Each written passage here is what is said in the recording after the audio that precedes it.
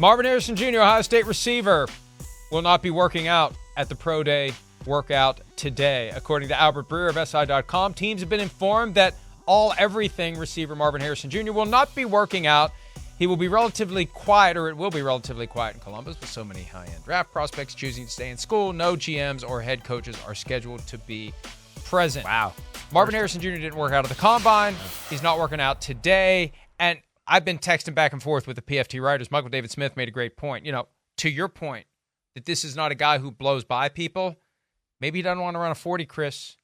Maybe he doesn't want to see that number that's going to come up when he goes 40 yards in a straight line. I think there's some of that for sure. It's a tactical stance here, as well as kind of what you're saying too, to what you always say. Hey, you've seen me on film, you've seen me in person, and when you come to practice and pregame and everything like that, how much more do you need to see, right? So I understand, that aspect of it. I do. Let alone, I think it's a little bit like, the more we've dissected here, he doesn't run by people all that well. Let's get a look at this again. Malik Neighbors' stock seems to be going up, right? I put out my rankings the other day, and then, I see all these tweets from other people where, hey, Malik Neighbors is number one on a lot of teams' boards. So, I don't think he wants to give them any more ammunition that way. The thing I'd be interested in, Mike, is when was this decision made, right?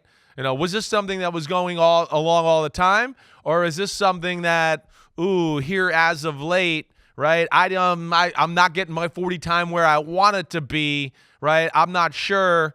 And all the stuff that's maybe negative about me and more positive Malik Neighbors, was this a decision that was made in the last 10, 12 days? That's what I would be interested to know.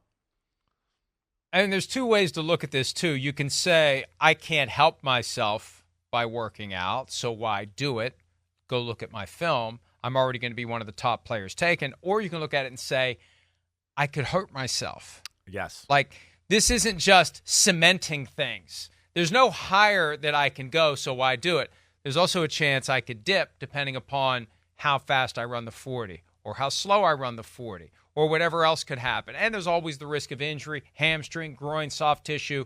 So I understand why he's doing it, because I don't know that any amount of groundswell from Malik Neighbors is going to change the minds of some of the folks who already have in their heads they want Marvin Harrison Jr.